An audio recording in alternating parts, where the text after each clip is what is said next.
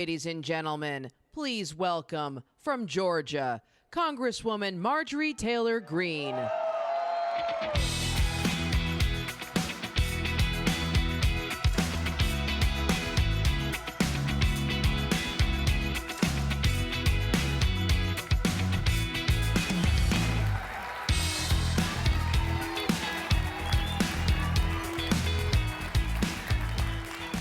Thank you. Well, welcome back to Maryland, CPAC. We are so excited to be here, and this is such an important time for conservatives to come together. And I'll tell you why.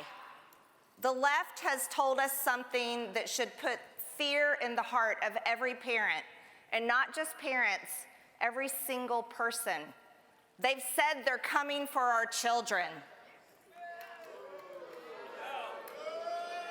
Now, I don't know about you, but when it comes to kids, I think the Republican Party has a duty. We have a responsibility, and that is to be the party that protects children.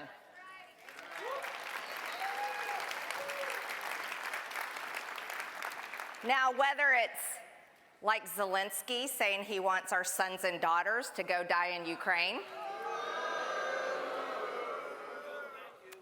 whether it's the San Francisco Gay Men's Choir literally singing, "We're coming for your children,"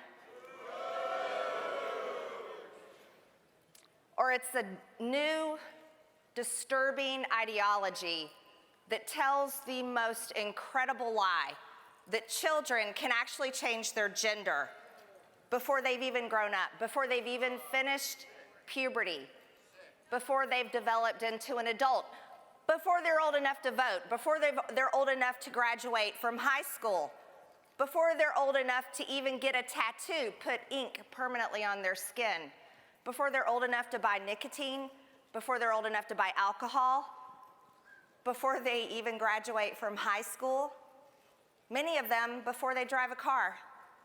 Now, when I ran for Congress, I thought I was running for Congress to rein in the out-of-control spending in Washington, to defend our southern border, to fight against the radical left and their ideas of bigger government, more control, to stop funding foreign wars that never do anything for America but send our soldiers back home either in coffins or with PTSD. I thought I was fighting for conservative values to support businesses and give our kids a future. But on day one, when I was sworn into Congress and we voted on the rules package, and that was last Congress, our speaker was Nancy Pelosi. And to my shock, we had a new rule in our rules package, and that was there was no more gender. You couldn't say family names, mother, father, sister, brother.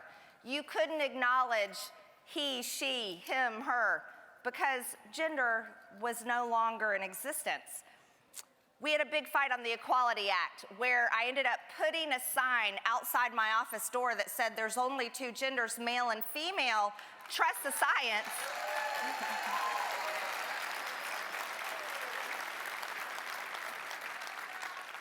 But who knew this would become an even bigger battle? But then I started to learn about an industry that is turning into a multi-billion-dollar industry, and they have a target, or should I say a victim. You see, their target is not adults that, adults can choose what they want to do. This isn't about adults. We're talking about people under the age of 18. Their target for their multi-billion-dollar industry are children. And everyone knows that when you're growing up, think about it. How many times did you say when you're a kid you wanted to be a fireman or a doctor or a police officer, or you wanted to be something when you're an adult, but when you grew up, you became something else?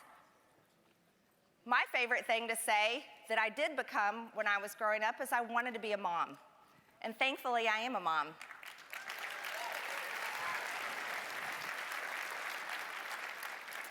But the victims of this industry are kids.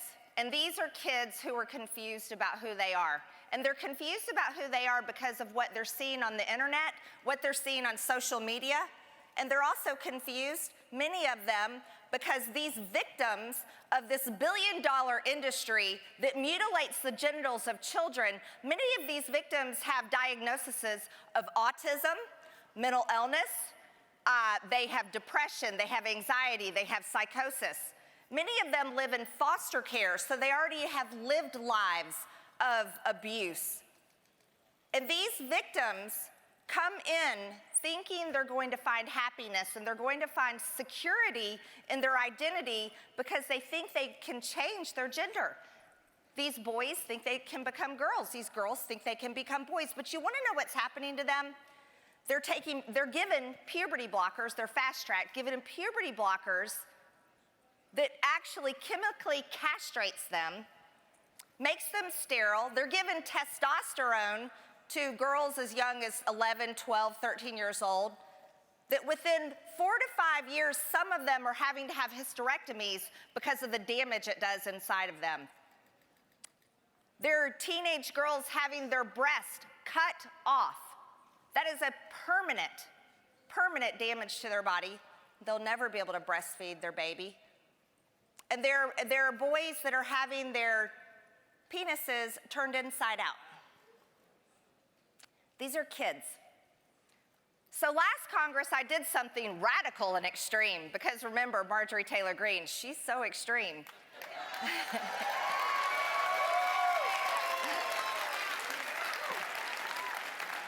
I introduced a bill called the Protect Children's Innocence Act. Protect Children's Innocence Act. And let me tell you my great news this morning, ladies and gentlemen. It couldn't pass last Congress because, like I said, Nancy Pelosi was the Speaker of the House, and she doesn't believe in gender at all.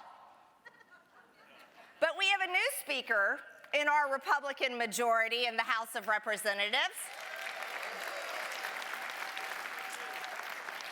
And I'm going to be introducing my bill, the Protect Children's Innocence Act, that will make it a felony to perform anything to do with gender-affirming care on children. Yes.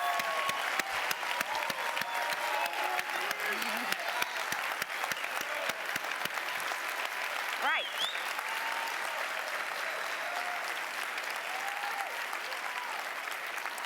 And obviously, you all agree with me. But it's not just conservative Republicans that agree with this. This isn't a right-wing extremist idea, everyone, that we should protect children from making a horrible mistake, because many of these kids do realize it's a mistake and they hate what they've done to themselves. And then they're left with lifelong disabilities by the people that are making billions of dollars mutilating their genitals. So let's think about it like this. This is actually an idea for all Americans. It's not just a Republican idea, because people like Bill Maher agree with me on this issue, even though he attacks me. There's independents, Democrats, Republicans all over America that agree that we need to let kids be kids.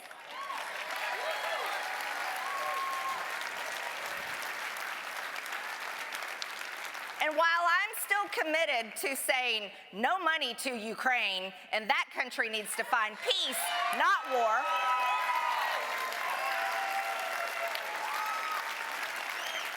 and while I will look at a camera and directly tell Zelensky, you better leave your hands off of our sons and daughters because they're not dying over there.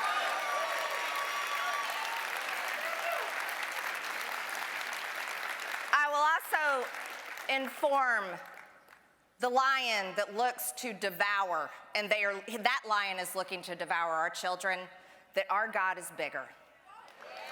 And our God is the God that created us, man and woman. In his image, he created us. And our God is the God that created our children. And because of him, we will get this bill passed, and the Republican Party will be the party that protects children from such an evil that I cannot believe it exists in this time. Thank you so much, everyone. Listen, call to action. Call to action. I'm introducing my bill next week. Call every single member of Congress and tell them to get on the Protect Children's Innocence Act. Thank you so much to Matt Schlapp and CPAC for endorsing my bill.